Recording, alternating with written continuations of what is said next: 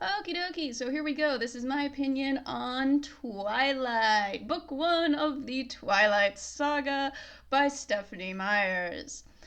Confession time, I was a bit of a twihard when this was super popular back in 2008. I was an idiot teenager, so yes, but I was not a mega twihard. I had one t shirt, one poster, and the books, okay? I did not have a Twilight shrine by any means.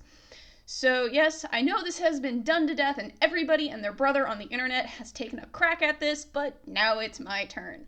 So, synopsis time. This starts out with our heroine Bella leaving her home of Phoenix, Arizona to go live in dreary ass Forks, Washington with her dad, while her mom goes to be with her stepfather in Florida because he's a AAA baseball player. So Bella moves to Washington and she's miserable because it's dreary and raining. And I'm like, yep, it's the Pacific Northwest.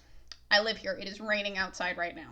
So yeah, she goes to school and she makes a couple friends because this is a school of 500 kids. She is like the shiny new thing that everyone's like, oh my god, someone new, someone I haven't gone K through 12 with. Oh my god. And then while she's at school, she sees the Cullens, these supermodel, gorgeous loner family, and she has an instant attraction to the one single guy in the group. Go figure. And so they end up meeting, and he's a total dick to her at first, and she's like, "What the hell did I do?" But then he comes back, and he starts being nice to her. And then, of course, there is the famous he saves her from the car wreck thing, starting her on her path to figuring out what he is. Then again, he saves her in Port Angeles from assault, and then they begin their cringy ass relationship. The middle part of the book is mostly schmaltz of them being together and, live. And then in the last, 2 hours, the plot finally remembers that it's a thing. Some evil vampires show up, threaten Bella. She almost dies. Edward saves her. She wants to get turned. He says no, but then they agree to disagree and bring this up at a future date. End of the book. So, yeah. I'm sure you've heard that before, but there's my quick rundown. So, as the characters go, Edward had more personality, honestly, than I remembered, at least for the first little bit. Before he gets into a relationship with Bella, he's kind of a dick, and I didn't remember that, and it was kind of a pleasant surprise, but then once he gets into a relationship with Bella, it's just I'm a monster, and I want to kill you, but I love you, and I'm intrigued by you, even though I don't really know why he's intrigued by her. Yeah, after he gets into a relationship with her, I'm like, oh, goodbye, what little character you had. It was nice knowing you. Uh, Bella, yeah, she's dull. There's nothing about her. The most I can tell you is that she likes music a little bit and that she likes Jane Austen.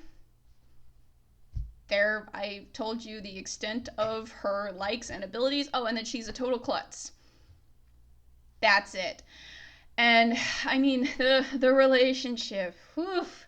Some of the lines that were said in this, I rolled my eyes so hard I thought I was going to give myself a concussion with this, to be honest, because I mean, it is bad. It is your typical 16, 17-year-olds who have never been in a relationship before, first love and going, oh my god, I am gonna love you forever. And I'm like, you're 17.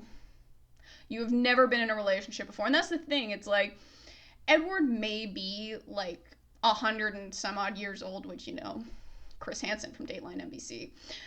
But he really doesn't feel like he's that old. He feels just like a 17-year-old. He has I think, the emotional maturity of a 17-year-old with some baggage.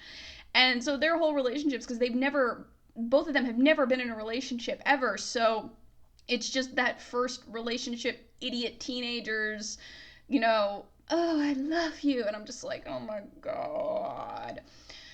Yeah. Oh god. Honestly, like, once they actually get into a relationship, that was when I like really fell off with this. When I was just like, because it just became all of the "I love you no matter what," and I was just like, oh boy, boy, yeah. This was a trip down memory lane that made me shake my head very hard at my younger self. But okay, continuing. Okay, as everyone knows, the relationship is bad. So continuing on with some of the stuff I have questions about with the world, with the vampires, because I've listened to quite a few vampire romances in particular. And one of my biggest things with, like, especially with vampires as a world, like, the reason, like, what are your pros and cons of becoming a vampire? Something I always think about in a world. Like, if someone in this world came up to you and was like, vampires are real, do you want to become one? What are your pros and cons? Honestly, Twilight is one of the ones where I was like, why not? Like, it's pretty, yeah, I want to become a vampire, because I mean, the only thing that's the downside is the bloodlust, they say, is a problem, but even then we see that you can learn to control it relatively quickly. And then it's you know, you become drop dead gorgeous. I mean, I don't know what the venom does, but apparently everybody becomes a knockout, or Carlisle just apparently only picks dying gorgeous people to turn. And you also have the potential of getting a superpower, like an actual honest to god superpower. And the only way to kill you is to rip you into itty bitty little pieces and then set your ass on fire. That's really hard to do, okay? Like, again, comparing this to Night Huntress, which I will leave a thing for you to go watch my review for the first book for that, that in that one, the vampires, one, they can actually get hurt. Like, if they get shot, it won't, like, with, like, a normal bullet, it won't kill them, but it does piss them off, and it actually leaves, like, a wound. Like, they can get their arm chopped off, and it will grow back, but it's gonna take some time. And the ways to kill them in that are cutting off their head or stabbing them in the heart with silver.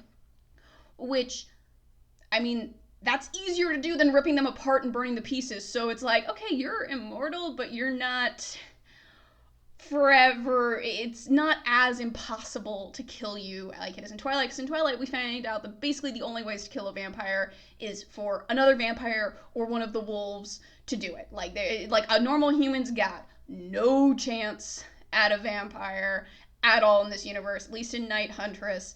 It feels like a human, if they get lucky or if they're working as a team, they've got a chance at taking down a vampire. Not a good one, but there's a chance.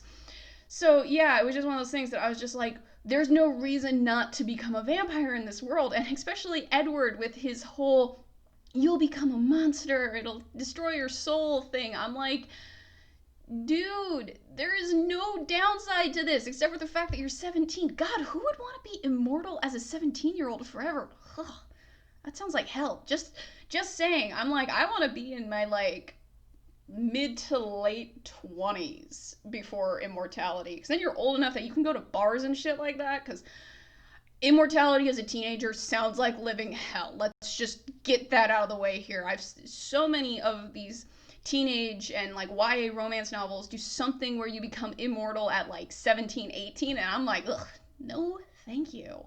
That just sounds horrible. So yeah, this one, it was a trip down memory lane, I will say that.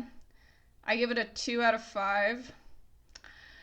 And next up, we will have Life and Death, the gender bent version of this shit show, which I'm going to go start listening to right now. I'll be curious to see what the differences are. That's why I wanted to do Twilight first, so I have it fresh in my brain. So when I listen to Life and Death, I can really pick up on the little differences, and just I'll be curious to see how the character dynamics change and who gets gender bent. Like, I obviously know Edward and Bella get flipped, but I'll be curious to see who else got the gender flip as well, because you don't have to flip everybody for the story to still work. So I will be curious about that. So yeah, Twilight. I don't have any intentions right now of continuing on with the rest of the series. This was kind of just a for fun thing. I don't know, maybe if I get like, I don't know, because this is a brand new channel, like 100 likes or something on this video, then I'll go on and do New Moon. But until such a time, yeah, sorry, I am, because I know what's in New Moon, and God, I don't particularly want to drag myself through that. So yeah, Twilight, not a fan. Fun trip down memory lane, but that's just my opinion. If you disagree with that, that's totally cool. If there's something you'd like to see me take a crack at, leave your comments down below, and I will talk to you guys in the next couple of days.